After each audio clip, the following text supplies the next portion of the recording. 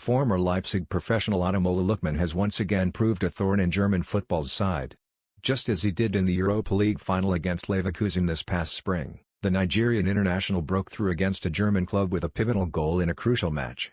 Sebastian Hoeneß VfB Stuttgart now find themselves with just 4 points through 4 2024-25 UCL matchdays. On loan Atalanta Bergamo striker El Bilal Touré was unable to make his mark against his parent club. His projected 4-2-3-1 more closely resembled a 4-4-2 with Deniz Undav working as a direct service striker once the Cannstatter got settled. The Swabians struggled to produce much from open play in the beginning, with defender Anthony Rouault heading over the first major chance of the game off a short corner variation in the 11th. As a rather drab first half wore on, there really wasn't much of note in a prolonged midfield statement. The Italian guests retained a slight optical advantage. Undav hit the side netting after a Chris Führich cutback in the 45th. The second half proved much more entertaining, in part due to the fact that Bergamo trainer Gian Piero Gasparini opted to introduce Belgian attacker Charles de Ketelaere. The 23-year-old sub immediately made an impact, torching VfB fullback Maximilian Meetstad and Chris Führich before crossing in for Lookman in the 51st. Lookman only had to stretch out a leg to knock in the 1-0. 5 minutes later, Stuttgart's first sub nearly equalized. Ermadine Demirovic for the injured Undav nearly tapped home another Führich cutback in the 55th. There were additional scoring chances at both ends as the match picked up steam. A littler cleaner play from Ederson 58th and Touré 68th might have seen either side score another goal. In the final 20 minutes, the Serie A side allowed the Germans to have more of the ball whilst sitting back in a deep block. The Swabians found no real way past this tactic. If anything, it was Einar Otsiri who appeared more dangerous on the counter. Such was the pattern as the match concluded. The Germans produced two distance efforts, Jairzinho Malonga in the 82nd and Pascal Stenzel in the 87th, that came close. Ultimately, however, the Italians capitalized on the overcommitted VfB. Nicola Zaniolo scored the 2-0 in the 88th after Anthony Rouault turned the ball over. A penalty in first-half stoppage time condemned us to our first Champions League defeat of the season. Mikel Merino was penalized when the ball bounced up against his arm, and Hakan Çalhanoğlu scored from 12 yards, Inter's only shot on target throughout the night.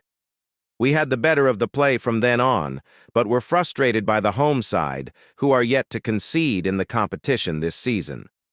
Kai Havertz had our best chance, but his shot was deflected wide on a night when we couldn't turn our possession into goals. Early scare. On our first visit to the Cathedral of Football, that is the Stadio San Siro, since 2018, it was the hosts who started better. They set about us early on, and right-wing back Denzel Dumfries struck the crossbar inside just 2 minutes, with David Raya beaten. A minute later, Çalhanoğlu fizzed a shot just wide when given space 20 yards out.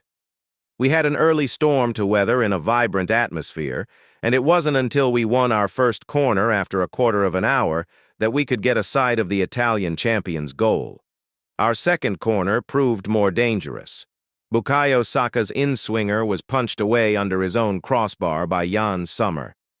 The twin strike force of Lautaro Martinez and Mehdi Taremi were asking our defense questions, though, and Gabriel had to show superb recovery pace to catch up with the latter before making a timely intervention as the Iranian was about to break into the box.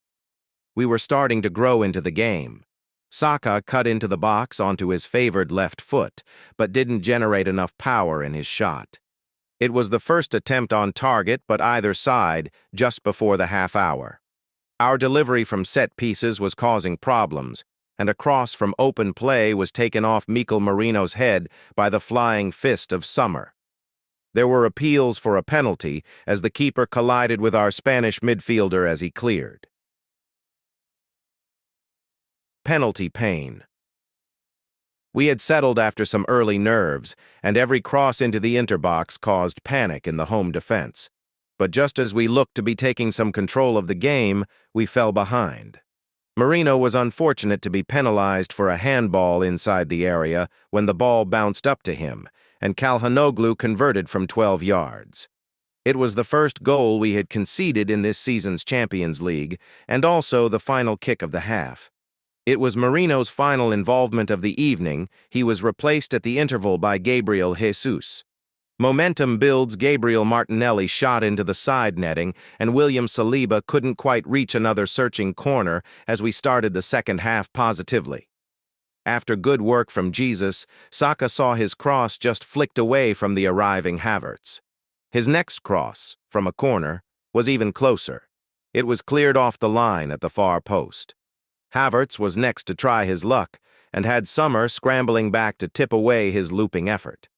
Inter were looking to frustrate and interrupt play at every opportunity, defending their lead as we put them under more pressure. Havertz then had a wonderful chance when the ball fell to him in a central position 8 yards out. He reacted well to get his shot away, but it deflected agonizingly wide. On came Ethan Nwaneri and Oleksandr Zinchenko to try to rescue something from the game. We dominated possession, pinned Inter back, but could not force the breakthrough. What's next?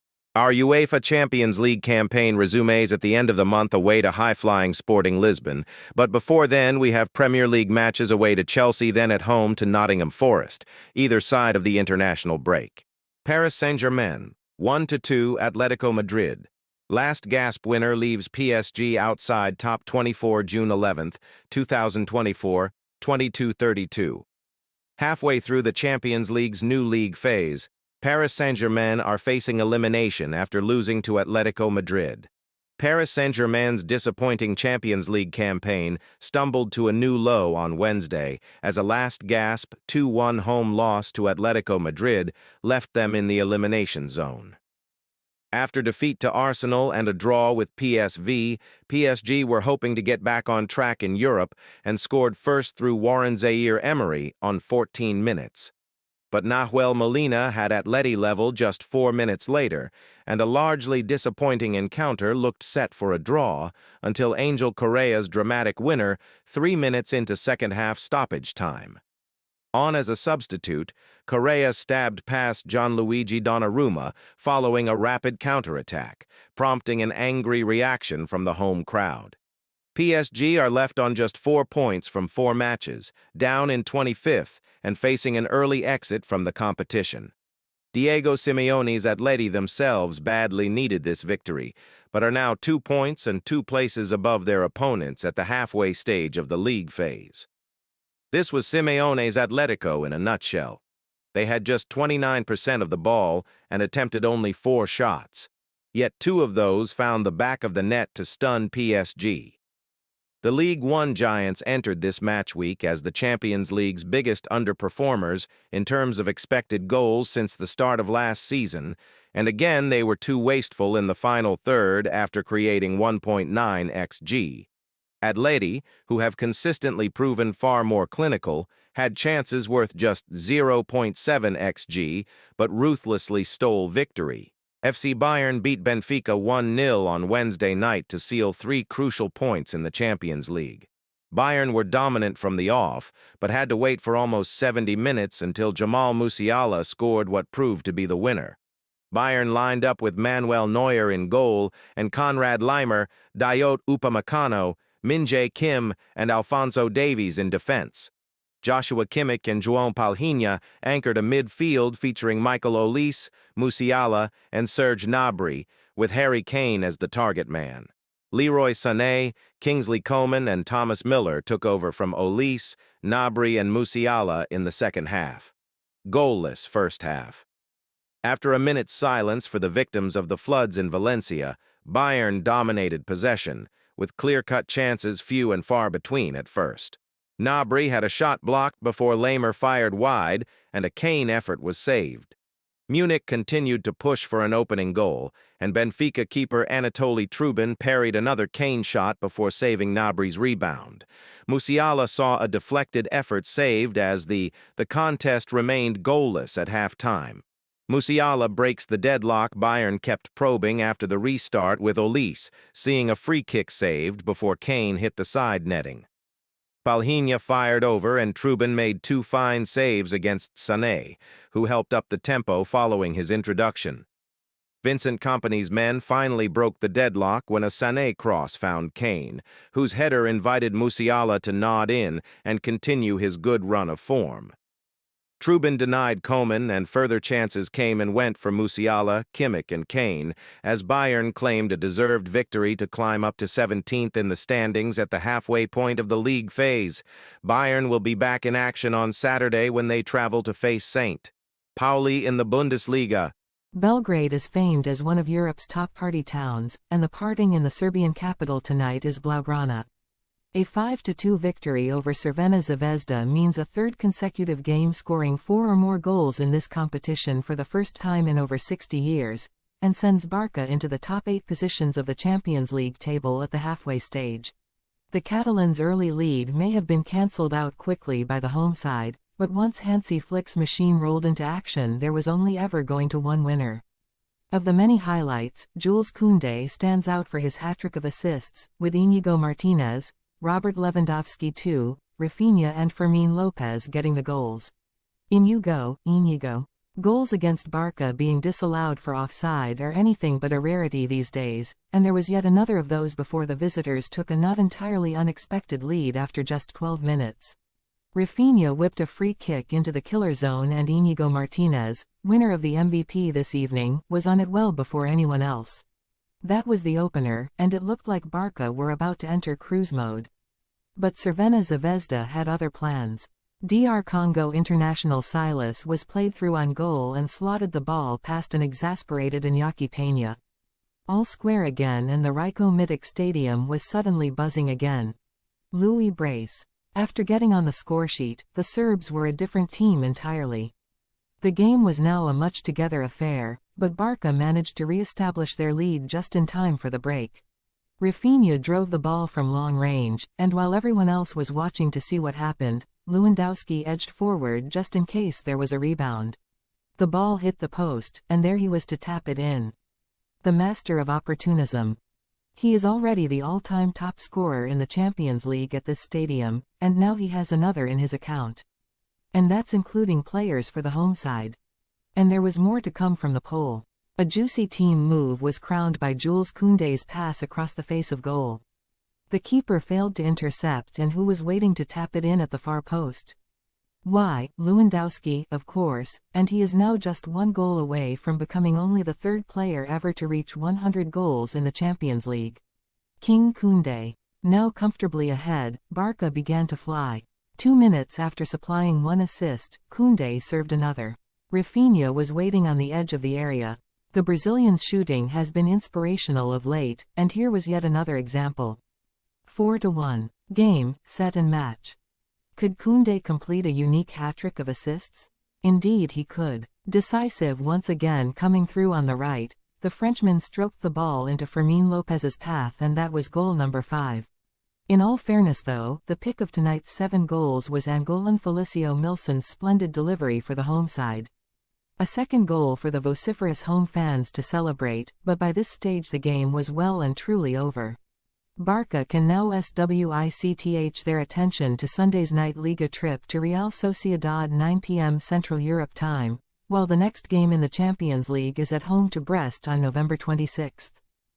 Manchester United earned a first win in the new-look Europa League group phase with a hard-fought 2-0 victory over Greek champions PAOK Salonika at Old Trafford on Thursday night.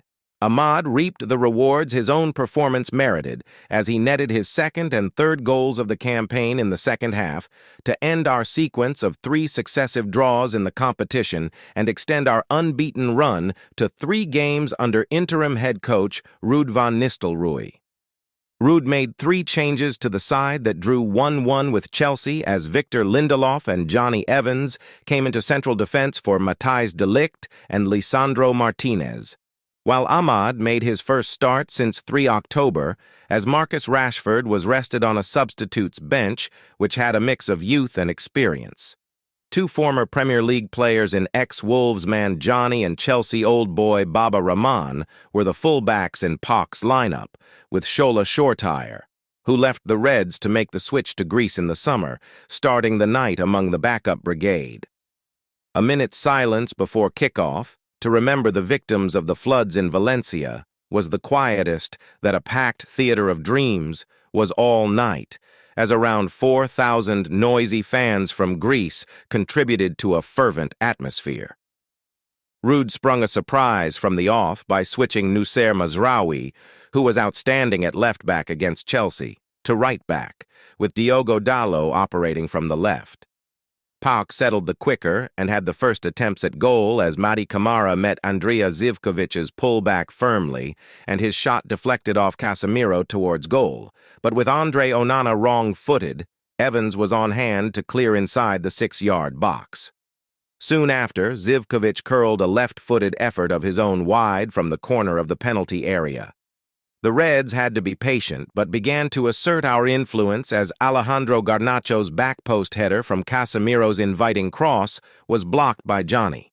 Amad was, by far, our most lively performer in the first half and earned appreciation from the Reds faithful. Our number 16 was denied what looked to be a clear penalty when he was sent tumbling by Baba, an incident which was checked and somehow cleared by the video assistant referee before delivering a delightful cross for Rasmus Højlund, whose header was straight at PAOK keeper Dominik Kotarski. Romanian referee Radu Petrescu turned down another claim for a United spot kick when Casemiro felt he was unfairly impeded by Omar Colley as he latched onto captain Bruno Fernandes's forward pass. A vital back-post intervention from Baba then prevented Amad from a tap-in from Garnacho's low center at the end of a flowing Reds move. The warning signs were evident for Van Nistelrooy's men at the other end, however, as Zivkovic held the ball up before smashing his shot wide of the target. Onana then showed his concentration levels were high with an athletic save after Camara was afforded space to unleash a half-volley. A fast start from the Reds saw the PAOK rearguard put under intense pressure, and the standout man of the first half made the breakthrough 5 minutes after the break. Amad pulled away at the back post from a pinpoint Fernandes cross to direct a looping header back across goal and into the far corner via the post, as the Ivory Coast international added to his Premier League strike at Brighton in August with a first European goal for the Reds since scoring with a header against AC Milan in 2008-2021. PAOK looked for a route back into the game as Zivkovic snatched at a poked effort following a defense-splitting pass by Magomed Ozdoyev, and the Reds were given a huge let-off when Tarek Tissoudali, in his last act before being substituted, found space around 12 yards out, but struck a tame shot which Onana saved low to his left. At the other end, Dalot could only rifle over the crossbar from Garnacho's cutback before Amad found on-rushing keeper Kotarski in his way after being played in again by a sweeping Fernandes pass. Another penalty appeal proved to be in vain when Garnacho went down under the challenge of Johnny, with replays inconclusive on this occasion. Ruud looked to inject some fresh impetus with the introduction of Rashford, Martinez, and the returning Christian Eriksen from the bench in place of Dalot, Garnacho, and Manuel Ugarte. Our opponents, currently second in the Greek Super League, had grown in confidence as the Reds were forced to retreat, but just when it was becoming frustrating for United, Amad stole the show again. The forward's perseverance paid off as he hunted down and robbed Baba, advanced towards goal, and curled a left-footed effort from the edge of the area, which nestled into the corner via a slight deflection to double his and United's tally for the night. There was concern for the 22-year-old soon after, when he went down requiring treatment, and he received widespread acclaim when making way for Mason Mount, as our number 7 made his first appearance since L.A. Chelsea racked up the biggest UEFA Conference League victory ever, and our biggest win since 2012, as we dismantled Armenian side Noah at Stamford Bridge. Our 6 first-half goals went in 2-by-2. The floodgates opened in the space of 60 seconds as Tosin Adarabioyo and Marc Guiu bagged their first goals in Chelsea blue. Before the midway point of the half, Axel Disasi and Joao Felix added to that tally in quick succession as wave after wave of Chelsea attacks rained down on Noah's beleaguered defense. The next brace of quick-fire goals came from the right boots of Mykhailo Mudryk, an outstanding effort from 20 yards, and Joao Felix once more. Hopes we could maybe even better our record victory of 13-0, secured in the Cup Winners' Cup against Jeunesse Haute-Charage in 1971, were dashed in the second half as Noah tried to raise the drawbridge. We did manage 2 more goals, however, both scored by Christopher Nkunku as he continued his outstanding record in this competition. So 8-0 it finished, matching our scoreline in a Premier League fixture against Aston Villa in 2012, with most of the damage very much done in a remarkable opening 45-minute blitz. Unsurprisingly, we retain our place at the top of the Conference League standings. Team news. The big pre-match team news was the inclusion of Tyreek George from the off. He lined up on the right-hand side of an attacking quartet behind Gouillou, who returned to the starting 11th for the first time since the qualifiers in this competition against Servette. Otherwise, the team had a familiar feel to those Enzo Maresca has selected in the cup competitions this season. Marc Cucurella and Kiernan Dewsbury-Hall were the players to make way for George and Gouillou from last midweek's loss at Newcastle. The shape in possession was 4-1-4-1, with Enzo Fernandez shielding the back four. After the warm-ups were complete, John Dempsey's life was celebrated on the big screen, and with applause from all 4 sides after our FA Cup and Cup Winners' Cup-winning defender sadly passed away earlier this week. He had played in the 8-0 win away to Haute-Charage 53 years ago. This was for him. Early shock avoided tonight. Just 2 minutes were on the clock when Noah nearly stunned the bridge. A rapid counterattack opened us up, and Goncalo Gregoria had a clear sight of goal, firing his shot close to Philip Jorgensen, who used his upper body to repel it. Another incisive pass nearly released Gregoria again. The visitors had quickly shown they were not here for a day out, but any hope they held was ruthlessly extinguished. They should have gone behind in the 6th minute. George and Nkunku neatly exchanged passes on the right apex of the box, and the full debutant crossed hard to an unmarked Joao Felix. With the goal gaping, he couldn't steer his effort on target, the height of the cross too awkward to control. It did not matter. By the midway point of the half, we led 4-0. Blues barrage. The opening goal, on 12 minutes, was our first from a corner since early April. Fernandez sent it over and Tosin was too strong for his marker, cutely guiding his header into the bottom left-hand corner. Joao Felix was the next to get in on the act. Gouillou brilliantly tackled Goncalo Silva, and the loose ball fell to Fernandez, who released Joao Felix first time. He deftly dinked the ball over Chancharevich, and it was 4-0 Chelsea with just 20 minutes on the clock. Gouillou almost grabbed his second when Mudryk stood up across to the far post, and the striker's header was just about kept out on the line by a combination of defender and goalkeeper. The flood of goals continues.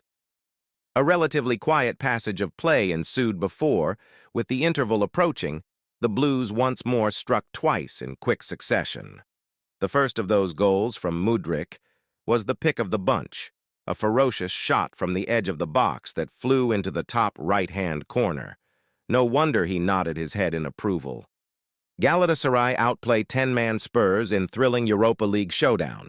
Galatasaray delivered a memorable performance, edging out a 3-2 victory against Tottenham Hotspur in Istanbul, marking Spurs' first Europa League loss this season.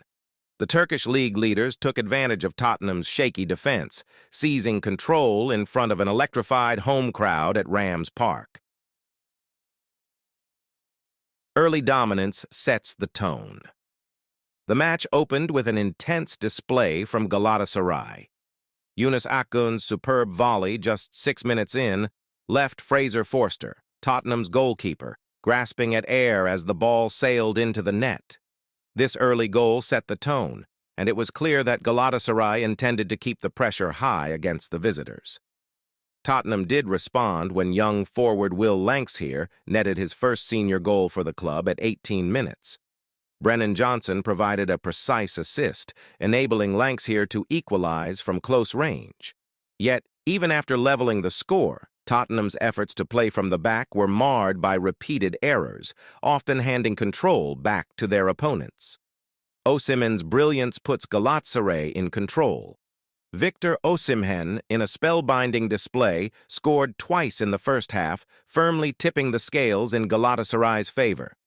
The Nigerian striker, currently on loan from Napoli, took advantage of a defensive lapse by Radu Dragusin, capitalizing on Dries Mertens' pass to slide his right-footed shot into the net for his first of the night.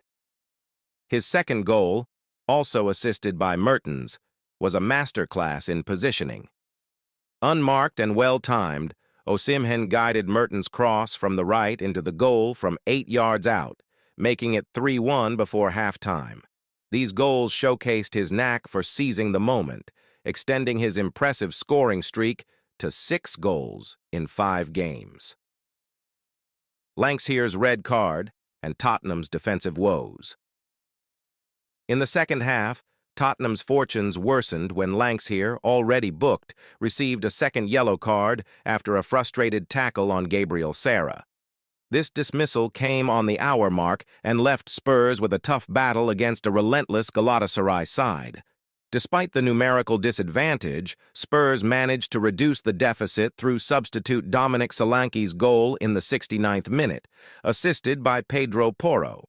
However, Tottenham's defensive frailties were glaring throughout, with Galatasaray producing 28 attempts on goal, many of which stemmed from Tottenham's own mistakes. If not for Forster's impressive saves, the scoreline might have been even more lopsided. Postecoglou's choices under scrutiny. Tottenham's manager, Ange Postecoglou, might face criticism for his initial squad selection, having left 6 regular starters on the bench. While the tactical choices allowed some players to rest, the resulting performance revealed vulnerabilities. Postecoglou's experiment to play out from the back backfired, with defenders often losing possession, creating scoring opportunities for Galatasaray. After the match, questions arose over Postecoglou's approach, especially considering the hostile environment at Rams Park, known for its intense atmosphere. With 9 points from 4 games, Tottenham are still in a favorable position to advance in the Europa League, but this defeat serves as a wake-up call for improvements in defensive discipline and tactical adaptability. Mixed fortunes for Lankshear. For Lankshear, the evening was bittersweet. The 19-year-old striker, who joined Tottenham from Sheffield United in 2022, recently signed a new 5-year contract and has been a rising star for the under-21s. His goal was a promising milestone, yet his night ended prematurely with his dismissal. His initial yellow card appeared minor, but his second for a rash tackle reflected his frustration and inexperience at the senior level. Despite his error, Lankshear demonstrated an instinct for positioning with his goal, highlighting potential for growth. Tottenham supporters will hope he can learn from the experience, refining his discipline and composure under pressure.